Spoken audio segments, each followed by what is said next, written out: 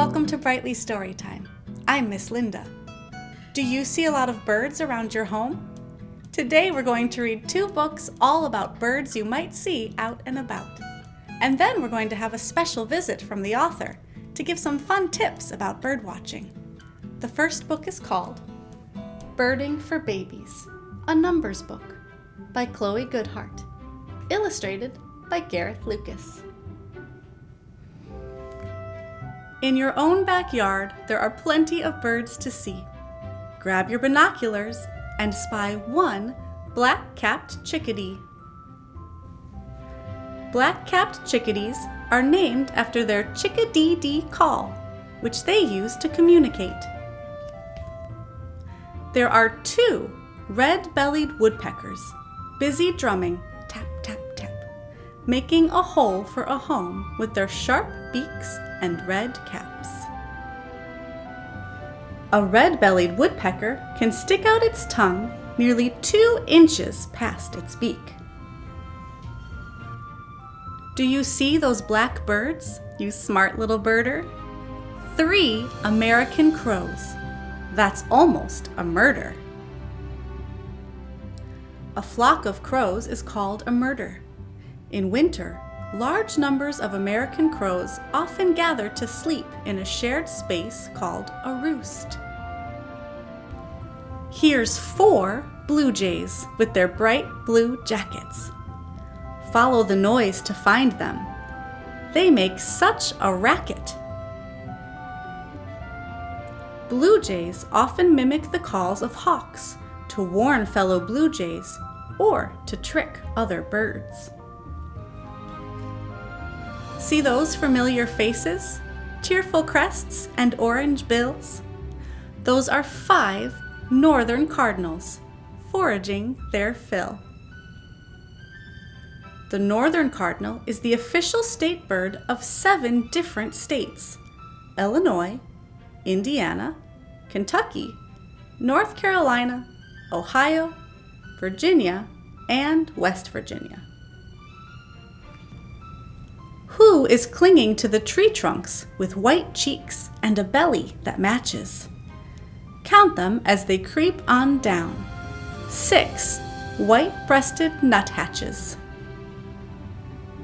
White-breasted nuthatches often start at the top of a tree and inch down head first, looking for food, such as caterpillars and spiders. There's a small flock of birds eating seeds from the feeder. 7 tufted titmice, whistling Peter, Peter, Peter. In fall and winter, tufted titmice store food they get from bird feeders by carrying it seed by seed to a hiding place for later. Do you see 8 northern mockingbirds looking for some grub? They flash their white wing patches as they dart from shrub to shrub.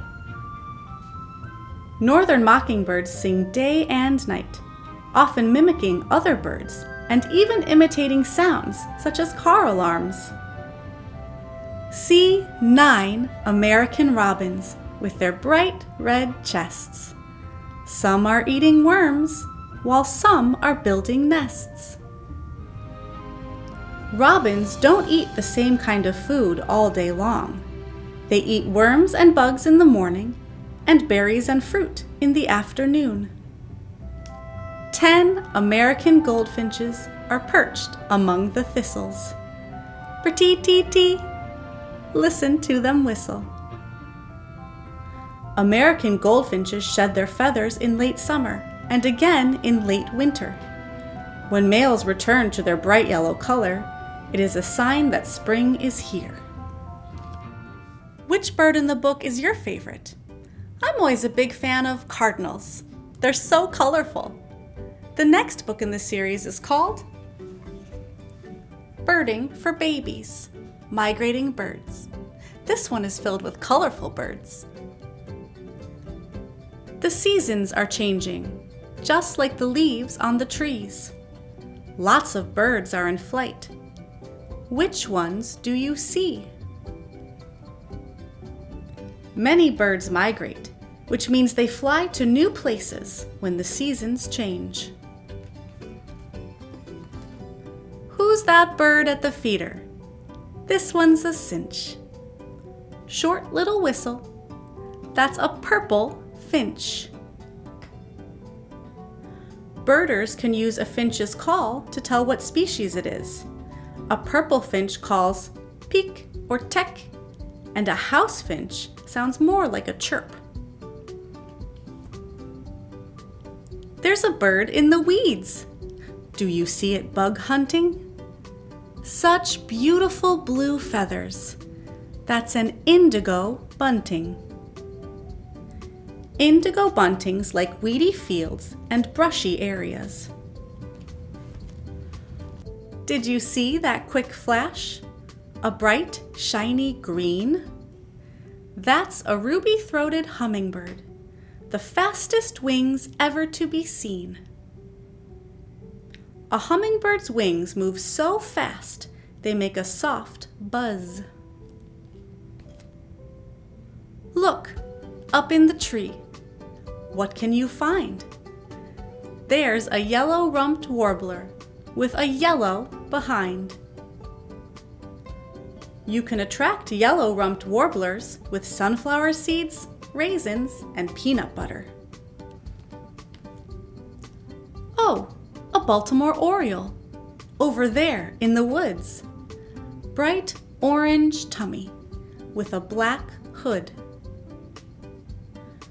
You can put out jelly or ripe oranges to attract Baltimore orioles, but they won't eat light-colored fruit like green grapes. Who's that way up in the leaves, eating bugs like a king? It's a scarlet tanager, red belly with dark wings. Scarlet tanagers eat bugs in the summer, but they also eat fruit during migration. Do you see that black-throated blue warbler? It sings up in its tree. So listen closely. Its three buzzy notes go zhu, zhu, zhi. Black-throated blue warblers snap up insects from the bottoms of leaves. Who's that bird on the ground? Can you hear it mew like a cat? That's a gray catbird. Dark gray body with a black cap. Catbirds get their name from their cat-like mewing call. Did you see that flash of color? Quick as a dart? Black and orange markings. That's an American redstart. American redstarts fan their tail to stir up insects to chase. Wow, there are so many colorful birds. And now we have a special treat. The author of these books is going to show us how she goes birding. Take it away, Chloe. Hi, I'm Chloe Goodhart, the author of Birding for Babies, Migrating Birds, and Birding for Babies Backyard Birds, and I'm here to talk to you about some birding tips. So I actually got started birding right here in Greenwood Cemetery. I live very close and I like to take very long walks here because it's so green and quiet. And one day when I was walking on my favorite hill, I turned the corner and I was startled by this giant brown bird swooping about a foot from my face. And I'm pretty sure it was a red-tailed hawk or maybe even an owl, but it was what we call a spark bird, the bird that got me interested in learning more about the birds that live here and what else I might be able to see throughout the year. So birding is such a great way to get outside, and it can turn any nature walk into an adventure by keeping your eyes and ears open for anything you see and hear. I think it's a great way to get more involved and understand the environment around you and to help get interested in protecting birds and their habitats. One of the great things about birding is that you only need your eyes and your ears, and you can do it wherever and whenever you are.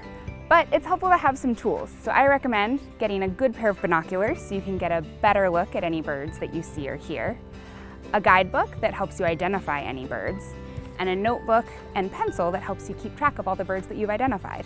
You can see here that we have a mourning dove perched on this statue. Mourning doves are really beautiful. They're very common, which is exciting because you can see them almost anywhere across the country. And you can really recognize the mourning dove by their sound. They have a very distinctive coo, coo, that's a little bit mournful and sad, which is where they get their name. So here we have our great egret. So they are big white birds with long legs and a long orange beak. They like ponds and shores, and you can see here it's foraging by standing in the water and waiting for a fish, and it gets one.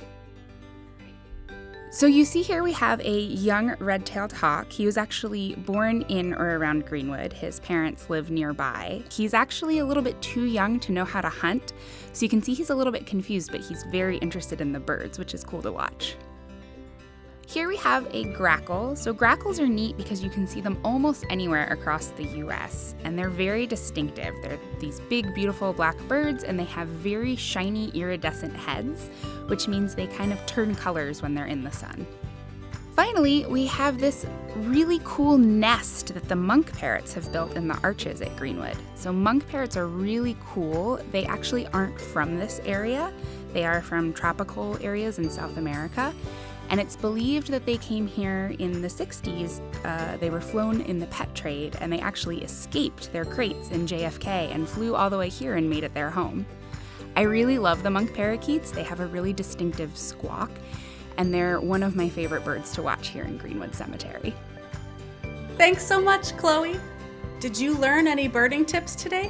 Are you excited to try out birding for yourself? Ask a trusted adult to take you out birding and see what you can find. Come back to read more stories together anytime you'd like, or find more books to read yourself at red-bellied.com. Bye!